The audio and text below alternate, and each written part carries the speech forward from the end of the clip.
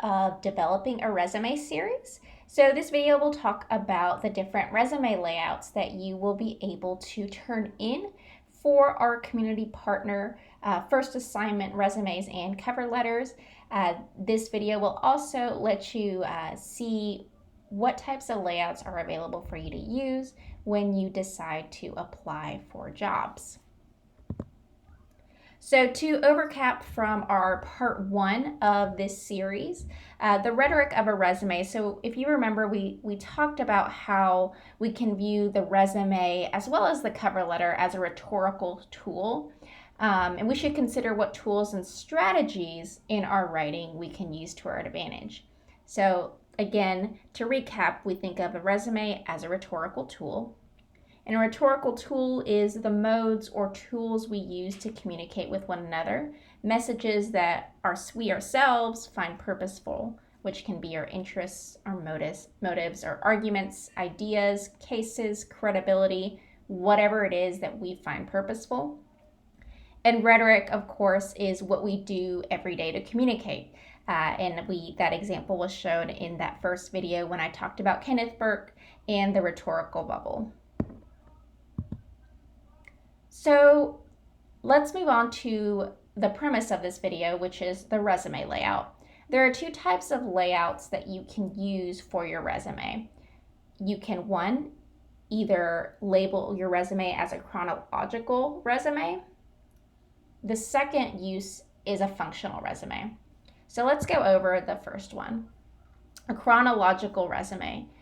Basically, what a chronological resume does is it will prioritize your education and your experiences.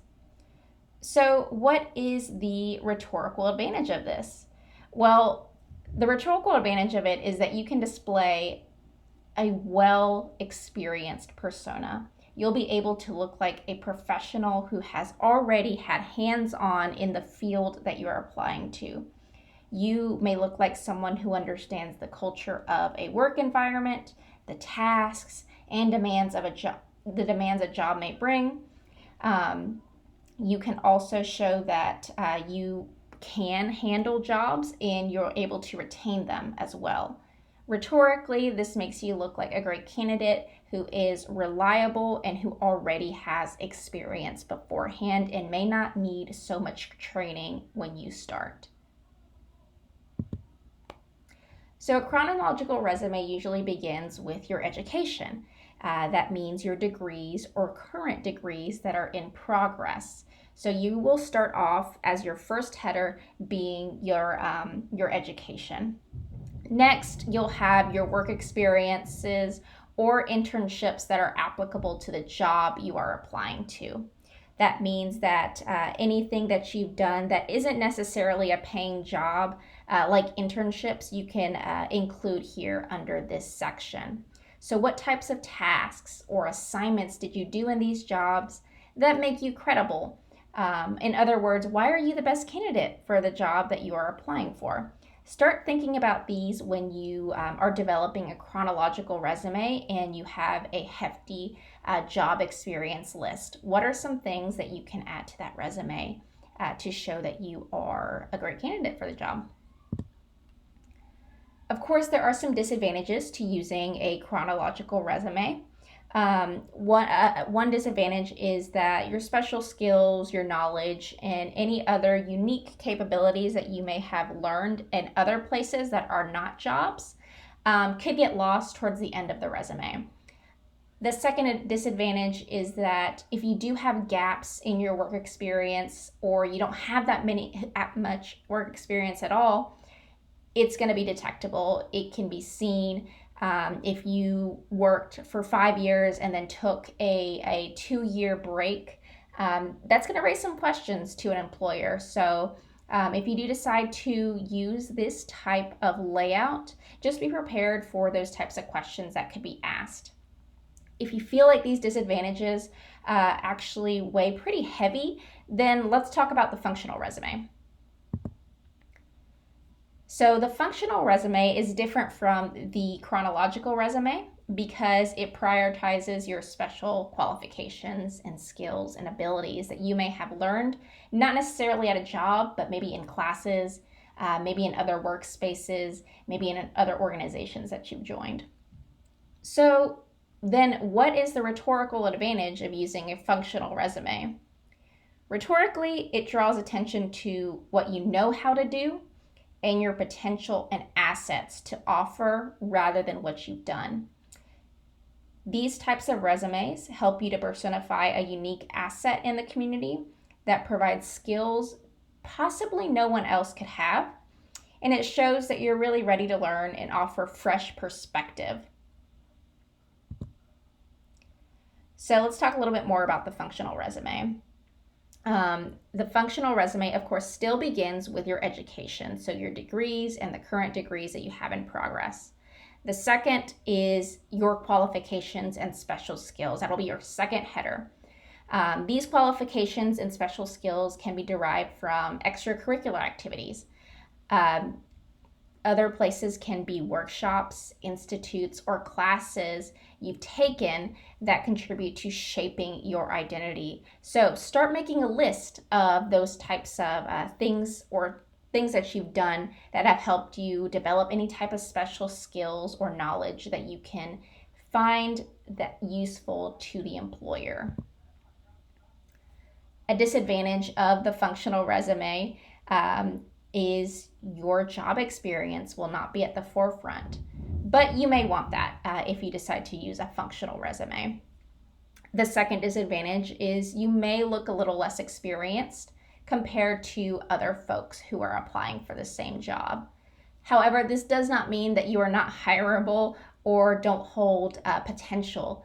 Using a functional resume to highlight your special skills honestly can be the best argument you can make for yourself to advocate your qualifications compared to others who may just hold jobs that may not even relate to the current job that you are applying for. And I do apologize if you hear some type of vibrating sound. I think there's some work being done right below me, so I apologize if there are some loud noises going on. So to really take away from these different layouts, you need to make the decision that's best for you and think about your current scholarly career as well as your professional career, where you are in the game, and you have to make the decision that's best for you at that current state. Weighing out your layout options and picking on the ones that best represent yourself as the best candidate is a rhetorical move. That is something that you are thinking about actively, what type of representation you want to represent of yourself. How will you represent yourself in the best way? That's something that you consider rhetorically. Additionally, you're thinking about your audience when you start thinking about this. Who is my employer? Who is the company? Who is the organization? What do they need and what are they looking for? That goes into the second point of the job description. What are the needs of the job description?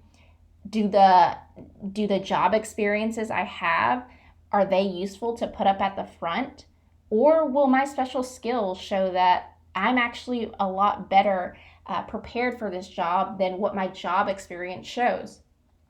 Also looking at the history of the company, any past jobs that they may have worked on, that's going to be very valuable for you to look at and also help you craft your resume.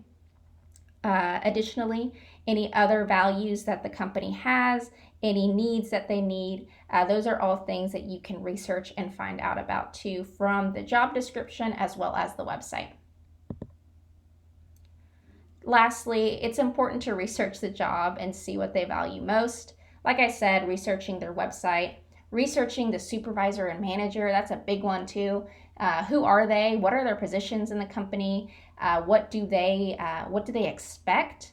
And how will you be working with them? Also, researching any other active and past projects may give you an advantage to see what types of people and what types of projects they work with. Then that'll help you determine how best to rhetorically lay out your resume.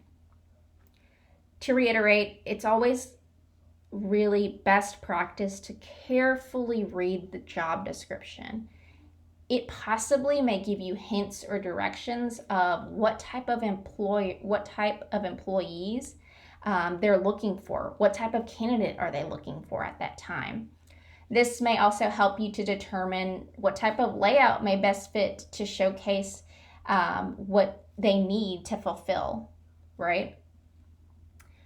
At the end of the day, your goal is to show the best professional public identity you can and that you are most qualified for the job. So take into consideration your audience, the situation, the values, and anything else you find useful to decide what type of resume is best for you for the job.